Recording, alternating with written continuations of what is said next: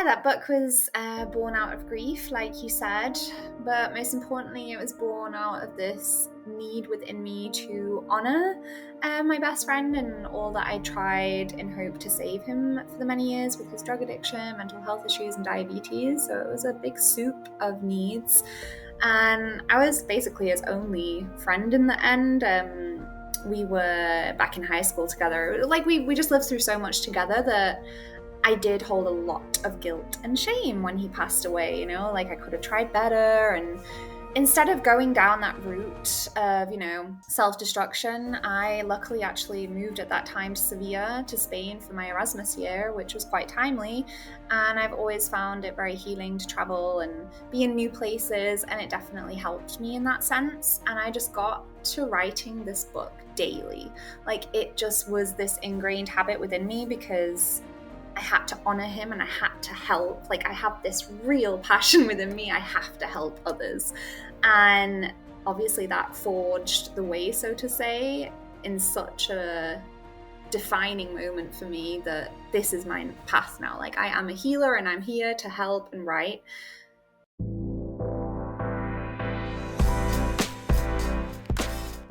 Welcome, fellow entrepreneurs and goal getters, to Entrepreneurial Elevation, Unleashing Greatness Within, with myself, your host, Kelly Beveridge, and my special guest today, Grace Grossman. And super excited to have her here. She's originally from the UK. She's chiming in from Germany, where she's been living the last 4 years. And we were just chatting, which I'm sure we'll weave into our conversation today. She is going to be moving to Costa Rica, which has always been a dream of hers, in a month from now. So she's got a world view. She's a special, special person with a phenomenal story. And I'm excited for all of you to meet her here today. I feel connected to her, even though we've just recently met. She's a passionate writer. She is a holistic healer. She specializes in yoga, mental health, and well being, amongst other things. She's the author of a book, Chill Out and Cheer Up. I love that. And today's theme is going to be around healing, growth, and alignment, and Grace's own journey through this, through grief and mental health struggles and rediscovery of herself and love of self and creating alignment for her life. And so, Grace, welcome today. So happy to have you here. Hi, Kelly. What a lovely summary. Well done. Thank you. Well, you just bring such good energy. I think, I always tell people we're always contributing. And since I've met you, you just have such a good energy about you. And I think it's because you're so authentic. And I'm excited for the audience to hear your story today because I think that everybody can relate to just your life and what you've gone through. And you're so open to speak about it. And just what you're manifesting now is really amazing. And so I think where we can start, if you're okay, is maybe going back to when you decided to write the book, because I know that are you 30 or 31 now? I'm 30. You're 30. So I know you wrote your book when you were 21 after, unfortunately one of your best friends passed away. And so it came from grief and loss. But that's when a big part of your healing journey started and you wrote this book. And so if you're okay, maybe we can start your story there and just share a little bit about why you decided to write the book and how your healing journey started. Yeah, sure. So, yeah, that book was born out of grief, like you said, but most importantly, it was born out of this need within me to honor my best friend and all that I tried in hope to save him for the many years with his drug addiction, mental health issues, and diabetes. So it was a big soup of needs. And I was basically his only friend in the end. We were back in high school together. Like, we just lived through so much together that I did hold a lot of guilt and shame when he passed away, like I could have tried better. And instead of going down that route of, self-destruction, I luckily actually moved at that time to Sevilla, to Spain for my Erasmus year, which was quite timely. And I've always found it very healing to travel and be in new places. And it definitely helped me in that sense. And I just got to writing this book daily. Like, it just was this ingrained habit within me because I had to honor him and I had to help. Like, I have this real passion within me. I have to help others. And obviously that forged the way, so to say, in such a defining moment for me that this is my path now. Like, I am a healer and I'm here to help and write. And so writing has always been my way to heal myself. I've journaled since I was a kid, like always. And so I thought, why not just put this into a book? And it kind of just like developed from there and became a 10-step guide. Yeah. Oh my gosh. And it is so true. There's so many ways to find healing for ourselves. And I love that, you shared something really important there. You could have taken a different path, right? And I think that for everybody who's listening, even myself, we come up against certain things in our life and we can go one way or the other. How did you take grief? Because I think grief is such a unique personal journey for people. How did you take grief, and what are some lessons that you learned from when that happened that still influence you now and maybe can be an impact for the listeners who might be going through something similar? Yeah, because grief is so heavy. As you say, it's also very unique in how we carry it and how it shows up. It's very multidimensional. So it's not like you just grieve in your own time and then that's it. Grief comes up in very many ways still for me and for everyone that's listening, right? And it's a good question because I have never really actively thought about this, like how from back then habits maybe have helped me get through the bad times again, but I would definitely say it's this knowledge that I have a baseline of a happy person. Everyone knows me as the sunshine since I was a kid, my family, my friends. And when you hear that, you embody it. I mean, I've always embodied this like curious being. I love listening. I love asking. I love getting to know people and cultures. And I guess that's a massive factor in don't lose that spirit. Of course you can, be down when you grieve someone and you lose someone, but like you said, you always have a choice. And I guess I honored that in the sense of giving back, right? Because when we're able to transmute our pain into a wisdom, into a higher collective healing, then I think it gives you so much more, not just gratification, but meaning, purpose, right? And we can lose that in grief, I would say. Mhm. Okay, so I have a question as you're speaking because I love what you just shared. How do you start to, because I agree, yet I feel like it's not an easy thing to do to start to transmute that pain into healing. And so, do you remember for yourself, like, so one was writing, right? What did you start to do to have that healing process start to unfold for yourself? I accepted how I was feeling. And I think that's really like a massive key to treating yourself with grace. It's one of those things that we can really get down by our emotions, which is very normal. We're only human beings and we feel. And I definitely feel a lot as an empath. I soak in a lot of energy from others, which I'm finally now navigating in my own way. So a big thing I would say on that start of my healing journey, let's say, was figuring out for me how I can feel into these emotions and also transmute them into appreciation. Gratitude has always been a massive foundation of my life. Every day, every moment of the day, like it's not just one of those that I write a list, like I feel it. And so in Sevilla, the beauty there, if you've not been, it's beautiful. And so when I was looking around me, I was like, wow, like this feeling of awe. And yeah, that was something that was able to lift me to this higher energy that I'm talking about. I wasn't, decreasing, but I was increasing in this gratitude and this faith and trust that this grief had brought me as like a higher goodness to share with the world. Mhm.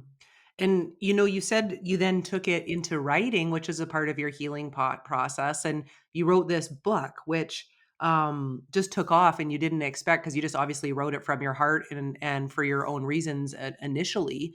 Yeah, I like that it's about a 10-step guide to fulfillment, and then I think it's also you said 5 foundations to real life.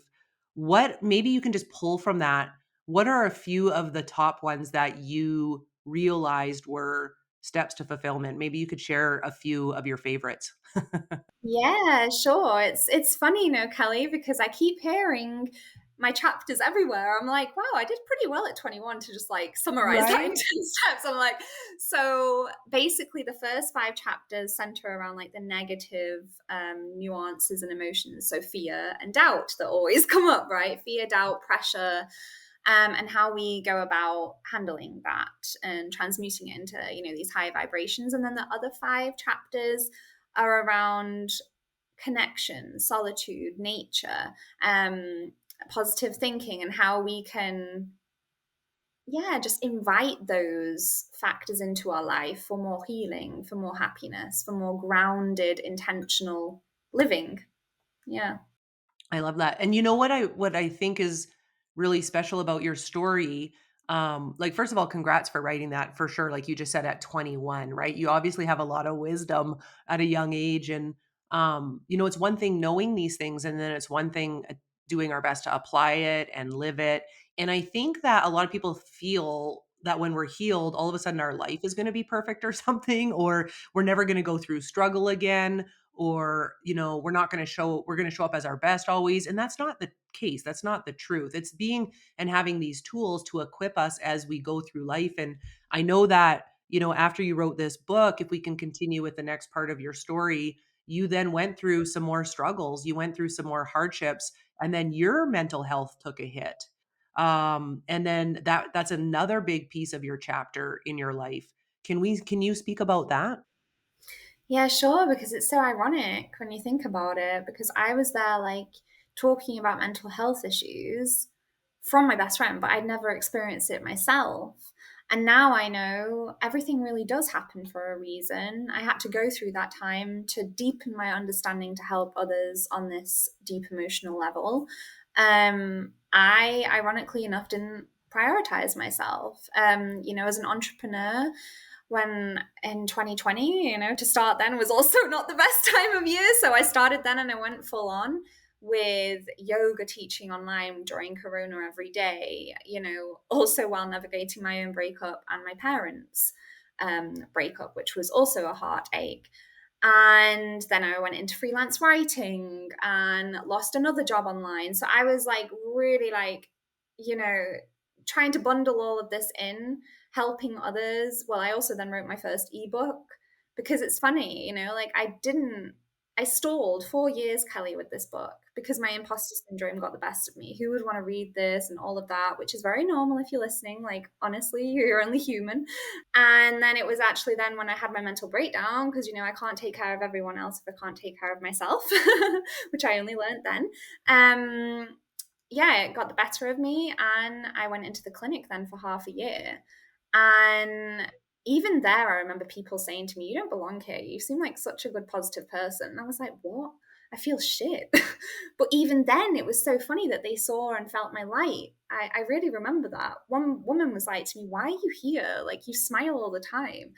At that moment, it was definitely a fake smile, right? But I guess because I was just so used to it. Um, that then I was in the clinic and I was like, right, no better time than now. I'm really bored and I'm freaking out of my mind with depression. Let's self publish my book. And that was really the moment that then I wrote my introduction and was like, hey, actually, I am this jolly person, but I've also had a breakdown. And I felt that that just invited a whole new level to me and understanding for other people, especially my readers, that she's real, she's gone through a lot now, that she does know what she's talking about, and positive thinking isn't just this positive, you know toxic side to it, but it's the real deal kind of thing. Yeah. Yeah, for sure. Thanks for sharing that. And it's interesting too as you're speaking, because I think what you said is like on the outside, like obviously naturally you are like Miss Sunshine, you said, right? Yet, but what's actually going on the inside? And I know a couple years ago too, I don't know if I'd say I was depressed, yet I was at my lowest. Yet naturally, I'm a very happy, positive person too. So it's very easy to wear that mask and people don't actually know what's going on.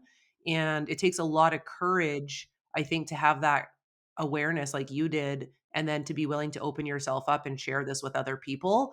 Yeah, that's really how you help other people because they can relate, right? Oh, like she's going through it too. Okay, I'm not some oddball, or I'm going to be okay. Or and so for those people who are maybe listening, like you got through it. That was a really tough time in your life, I know, because we talked before, and you got through it. So, what would you say to those who struggle with their mental health? What are some things you started to do to put in place for yourself such that you once again, I think one of your themes too is taking pain and turning it into healing, but so that you can start to reverse that, right? What did you start to do to for yourself? Because you said you weren't putting yourself first, and that was a big reason you had your breakdown. Yeah, I started bit by bit, noticing that I'd pushed down my own emotions, funnily enough, because I mean, also as an entrepreneur, you have so much pressure to actually earn money to show up. And I was coaching people, I was doing meditation groups, yoga, but I wasn't doing yoga for me. And I always remember, one of our gurus in India, he was like, and it will always stick with me. You have to have your own practice when you're a yoga teacher. You cannot just teach without your own practice. And I'd lost it. And then I'd like had this whole 1 year break from yoga then with the clinic and everything because I just felt so disconnected to it. And I did get scared at one point. I wonder if I'll ever get back to the mat. I did, luckily, and I found myself again on the mat. And I think one of the big things was really like allowing myself to feel and not, like you just said, wear the mask, not just keep showing up. And when you allow yourself to feel, you can reset by resting, right? Like rest is such a big one. And I think in the clinic I had a lot of time to rest, which was harder than usual because obviously I had all the intrusive thoughts and whatnot that came with depression and all that. Um, Forgiveness was a big one. And I would say if you are struggling, you're normally beating yourself up with mental health issues. You're normally like in this other self that doesn't like you. Learn to like yourself, learn to love yourself again. And that really comes through forgiveness. Like just like showing yourself, oh, I can make a cup of tea for myself, like the small things, because I lost all that, right? You don't really want to feed yourself. You don't want to shower. Like you really go into this deep pit of misery. So start small. Don't force yourself to just write a list of 5 things you're grateful for and don't feel it, because I don't think that will also help and it'll make you feel worse. But start to look out the window, look at nature, and be like, wow, what a beautiful tree. Like, be in awe of what's around you so that you can reconnect to what's within you. Yeah. And you mentioned like resting. And I know when we first hopped on the call, you said you just came off of a busy week and your body was telling you today to rest and acknowledge yourself and celebrate. And so talk a little bit more about that. How important is stillness and rest in revitalizing ourselves, recuperating, healing, all of that? So important, and I bet you know it too. So, sometimes we learn it later than earlier. I mean, especially in our society and all the standards and pressure from the outside that we have to live up to, so to say, that we forget to really look within and just sit in stillness. Like it doesn't mean that you have to just meditate 50 minutes or 5 minutes a day. It means just sitting with yourself and taking time to read, to journal, to be in nature, all those little things that top up your soul, I like to say. It's like a soul top up. How many times do you charge your phone? Like, let's just think about it. We live in such a digital world. You charge your phone when it's like running out battery, like, oh shit, do you think like that about yourself? Like, and I say that in my book too, like a lot of metaphors with flowers too and plants. We water them, and everything goes through its own cycle. And we do too. That's why rest and sleep are so important. I've really noticed now post breakdown, Kelly, that I have to go to sleep, or not have to, I do, and I like to go to sleep at the same time every day. And I wake up very naturally, no alarm anymore. Um, because I'm in that good cycle of sleep. And I think just that tiny shift, right, with sleep is massive.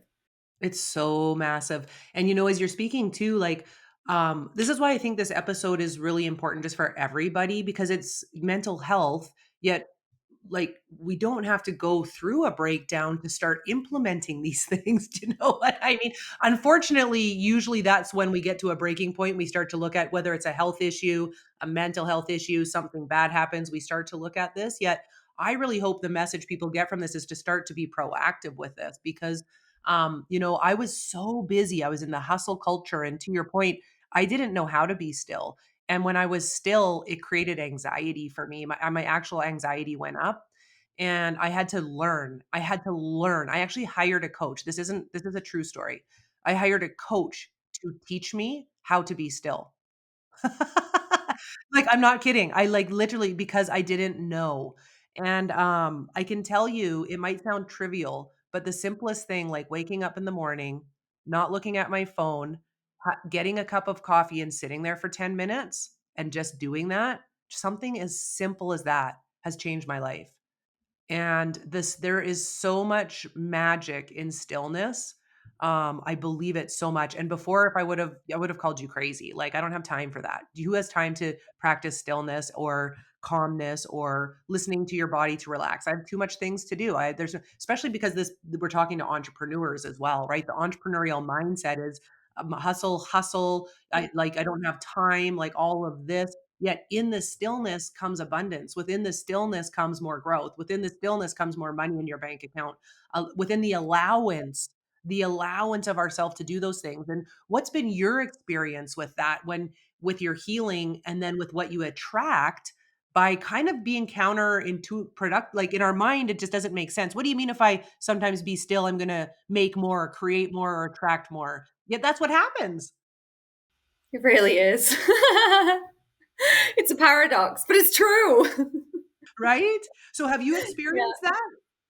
Yeah, totally. I mean, I wouldn't say that I was so disconnected to the point that I didn't know what stillness was because it was always a part of my life in some way or other, as a practitioner of yoga for the past decade and just being an intuitive person, let's say, and intentional. I have always had that nick to, when, I'm very social, but I'm also loving my solitude. Like I have both sides to me, and I very much nurtured that during my 20s.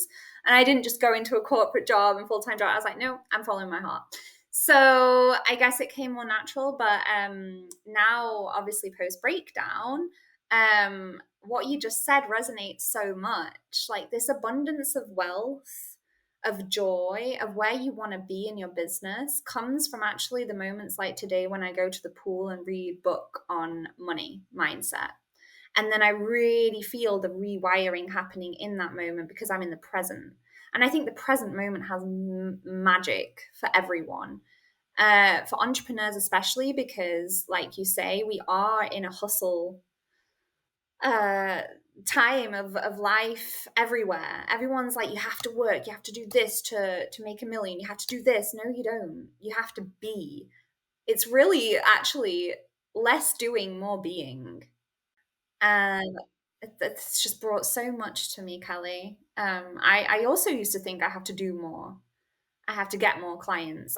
Yeah, right? Like, and now it's like, no, I attract because I am. And I'm still and I'm calm. And I know that this energy will bring in the right people to me at the right time. And it just brought my dream job into me at the right time. So why wouldn't it? So and then you get those signs, don't you? That when you retract, when you surrender, little things start to happen and you're like, oh. It's so true. What is your dream job? Maybe share with everybody. So I don't want to just skip past that because that's a big deal. So yeah, what's happening for you next year with your dream job? Yeah, so because I'm a passionate led mentor and have very many passions, as you can tell. I've always loved working with kids. So I've been a yoga teacher and an English teacher with kids a lot. But now I've just trained to be a kindergarten teacher here for the past 3 years in Germany. So post breakdown, I was a bit like, yeah, let's not go back into entrepreneur straight away. Let's build up my mind and then, and it's definitely built up my confidence. Plus, I love working with kids, like especially like kindergarten age. And so I've just gotten a jungle school teacher job, which sounds so me. Like I just can't wait to be barefoot and in nature and just like, truly to our roots with them. And I'm just so excited for that next chapter. Yeah. Oh my gosh, I love it. And it's in Costa Rica. And we're just saying you're going to pull up to your dream job on a quad because that's what they do Yes. out there. Right? And I love it. And speaking of working with kids, I think too a big part, and you and I were talking about this, I believe earlier. A big part of healing and growth is like our inner child stuff, right? So like, Yes. and you get to have a mirror of it, which is such a blessing because you work with kids all day long. Yet I know for myself too, like how many people can relate? Like we forget to have fun. We forget to play. We forget to like what would our 7-year old self be wanting to do right now? And I lately took a picture of myself. I think I was like 6 or 7, and I put it on my bathroom mirror, and then I'm practicing the Mel Robbins thing to high five myself and tell myself I love me. Yet I look at that inner child so that I remind myself every day just to go and play because I was taking myself and my life so serious. And that causes a block in healing, I think, and abundance. And so maybe chat a bit about that and like our inner child, because I know that that's a big thing that you've worked through too. Oh, yeah. Personally and now academically, in these past 3 years, I've learned so much in my toolbox. It's even gotten, bigger because now I have like a foundation of the psychology, sociology of children, why we are the way we are with all these theories and studies. And, it really does happen in our first years, if not in our baby years, like a lot of emotional attachment, and stuff, attachment styles and all that. And so now I also feel way more re-energized as a coach myself, and a holistic healer because I have this like even deeper understanding as who we are and why, like you just say, we need to look at ourselves as our child selves every day. What do you need today? What can we play? What can we laugh about? What can we, strike a conversation up about with a stranger? Because as a kid, you are naturally courageous. And I can't say this enough. And I think that's something that I'm definitely going to go more into with my coaching, like bringing that natural state of confidence, calm, and courage up again. Because we were born like that. I see the kids, they don't give a shit. They just do their own thing. They just say the funniest things. They laugh. They live in the moment. It's basically that at the end of the day. They're present because they also don't have that awareness until they're 6 years old of what time really is. So if you think about it, they are just like this untethered plate of our souls, and that's why I love working with them. They're such an inspiration, like a fountain of inspiration for me with my writing too. And yeah, like just ask yourself like daily, what does my, like you were saying, what does my 7-year-old child, like inner child, want today?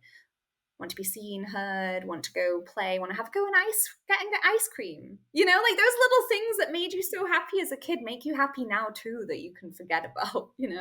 It's so true. I love that you shared that because I was going to ask what can we do to start to allow, right, our inner child to come out and play. Do you have some other tips? I like the first one, just even like so simple, like first awareness. I like to say awareness before change. So like just to even ask ourselves that question, I think is a huge shift. Yeah, definitely. And if you don't, like, get into it because you will manage this shift of firstly awareness, but also connection. Because I mean, we're just disconnected these days, like generally speaking, right? Like online from who we really are, we're comparing. And when you reconnect with your inner child, you just like reimburse this like new life within you of maybe desires that you'd push down. For example, I always wanted to be an author as a kid. And I am. I didn't push that desire down. I listened to my inner child and I was like, yeah, we're going to do this. I'm going to do this, Like what were maybe some goals that you did have as a kid? Because they were mostly creative goals, if not always, right? Like cuz as kids we're more creative, aren't we? We express ourselves more and we give ourselves the time more. I mean, right? You just have more time to explore and I think that's it. We've lost that faculty to naturally explore daily life because we're just so in this construction of what society has told us we need to do to succeed. It's so true. And, this is where I think alignment could come up because I'm an alignment coach. I speak about alignment because from the outside in, looked like I was living my life on purpose, yet on reality, I was totally out of alignment around my For how values and long? what's that? For how Sorry. long? Yeah, yeah. I'd probably say 4 or 5 years, like, Okay. literally, and I felt like something was off, I was unfulfilled, I wasn't enjoying the journey. Everything we've talked about today, I was the opposite, like, I wasn't letting my inner child out, I wasn't playing. I was taking my life and I think take your life seriously, but don't take yourself so serious, right? Like take your goals and dreams. They're important, yet we've got to learn to not take ourselves so serious along the way. And I was taking myself so serious. Um, and I was doing what you shared you were doing. I was showing up, I was putting the smile on my face. I was kind of being the court jester, juggling all the balls for everybody, and I was doing it with like a laugh and a smile, but on the inside I was out of alignment. And eventually what happened is I became exhausted and burnt out. And I feel like success without alignment isn't sustainable. And I just feel as you've been speaking, so far, it just keeps coming back to that for me, the importance of alignment. And a big part of that is the inner child, like listening to ourselves, being still enough to we have our answers. Like we don't need to go outward for our answers. We have our answers. And I know that alignment is your word for the year. And so I'm just curious, being that that's your word for the year, how do you think you've evolved from the 21-year-old version of yourself that you talked about in the beginning to now the 30-year-old when it comes to alignment, being that that's been your focus this last year? Oosh, what a question. um, I would say I'm still that ambitious, creative, passion led soul that wants to help everyone, but it's such a timely question, Kelly. Yesterday, I had a big realization that the differences between my 21-year-old self and now, I think at 21, I wanted to save everyone because I'd lost my world and I'd lost my best friend. And I was like, okay, now I have to save everyone. It was like this kind of superwoman energy, like, you put it out there, and now I notice I got this message yesterday and I thought, oh, okay, I'll sit back. I don't need to show up and try and save everyone again. I will trust that everything I have out there is working for my own good. Because I do have a library now, if I think about it. I've been online for 5 years on and off. And that inner critic, that inner ambition that's always like, you've got to do, it's like silence. So now with alignment speaking, it's like that intuition is a higher voice for me that I just listen to. And it's like, now alignment is there. It's like, no need to prove, Grace, no need to race, no need to ask. You attract and you sit back. And that is really like this alignment for me right now, that is this just unshakable clarity, Kelly. Like, I think that's definitely what is brought with that word that I set this year, like this, yeah, this clarity that it's all good even when you have adversities and setbacks, as long as you have that stable foundation. Nothing can shake you, so to say. Oh, congratulations. That just makes me feel happy hearing that, right? Because um doesn't that just solve a lot of everyone's problems to be able to operate from that perspective? And it doesn't just happen overnight, it takes work. Yet the beautiful thing is, what you're manifesting now because of it. And yeah, life is meant to be lived, right? It's not just meant to be getting through or let's just get through today. I mean, I hear so many people say that all the time. Man, Yeah, I just need to get through today. I think it's a blessing to live. Where are you? Like, pinch yourself. Yeah, right? And we're not talking like it's not like we're not aware of like sometimes we have bad days and things like that, but like life is meant to be enjoyed. Life is meant to be lived and I just have such a belief that we can have it all. And that's what I think comes with alignment too is like we can have our dream jobs, we can build our dream business, we can make an impact, we can have fun and adventure, we can have our best health and we can have phenomenal relationships. Like that's also a perspective I think alignment brings. When we're in alignment, all those things flourish and it is possible. It's so possible. And sometimes you have to also, just wanted to add, because I just went through a breakup as well. And I think that was definitely one of the steering points, that you do have to sometimes let some relationships go or whatever go, surroundings. You have to shed before you step into this aligned person that you are meant to be. And if you don't, then you are just going to stay in this, kind of play up that you're just saying of like, oh, here we go, another day of life, because you're not intentionally actively living it. So I don't blame you for saying that sometimes, I'm like, oh, maybe there are just people like that. And that's also okay. Um, but there is potential in everyone, right? 100%. And I like what you just shared. And sorry you're going through a breakup. And I think that that's something just to highlight quickly because alignment doesn't mean everything feels great and it's wonderful. Hey, that's not what we're saying here, right? Like it, but it means bringing your life into alignment, and yes, that's going to require some letting go and making some difficult choices and going through some tough times. Absolutely, right? Absolutely. And I just think that life can be messy. I've been saying that lately. Life can be messy, but it's also beautiful and we get to choose, right? We get to choose. And I just think, Grace, you're so wonderful, and I think your story is really relatable, and because it's real, it's what people go through, and I know we've just touched on it today. There's so much more depth to who you are and your story and your journey. Where can people find you? So if they're like, you know what, like Grace just has awesome energy. I want to follow her. I know she's going to share things that will support me throughout my day. I want to see what happens when she goes to Costa Rica, right? So where can people follow you? And then what do you have available? Yeah, so I have a newsletter which you can subscribe to, Mindful Moments, dedicated to bring you emotional intelligence, this inner peace that we're always talking about. I send out weekly newsletters on Monday to start your week on a good note, and Wellbeing Wednesdays. And that's on Substack. And then I'm also on Instagram, but not so much anymore because I'm really shifting towards Substack, the newsletter, and creating my community, because that was one key that I was missing when I was suffering. And as you know, Kelly, we are living in a loneliness epidemic worldwide, which means we're all suffering in some way or other. Like we've all lost that connection, that real connection. And the best way to navigate rapid change is in a community.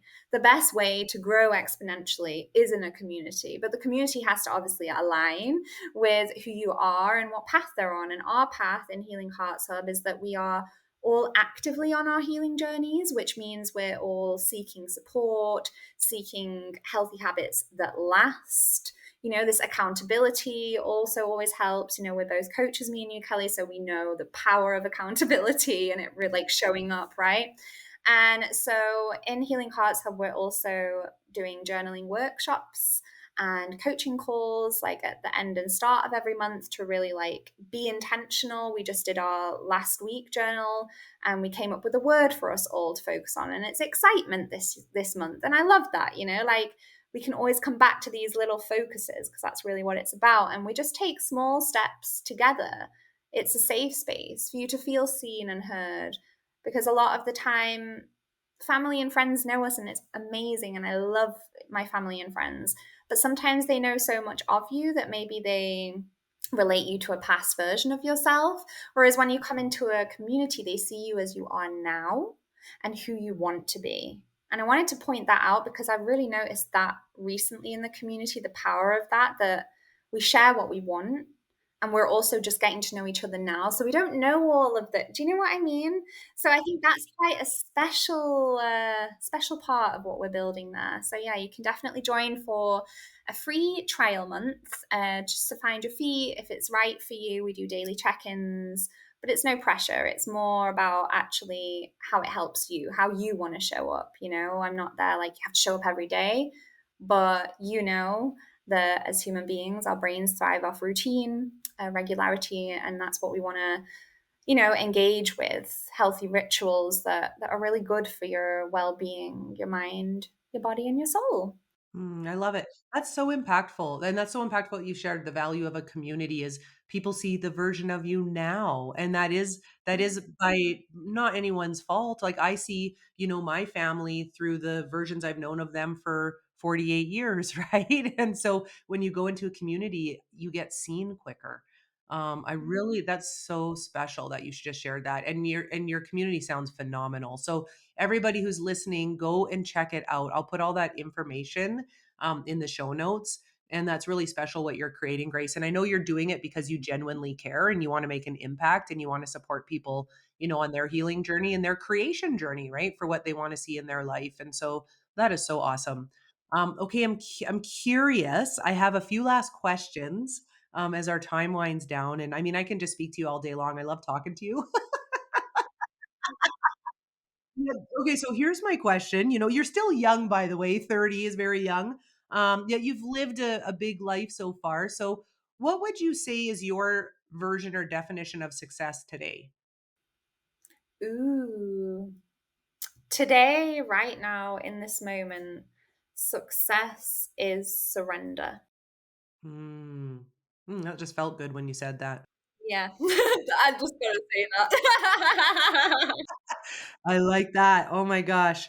Nobody's shared that as an answer before, and I think this is like the 80th something, episode I'm shooting. Yeah, Wow.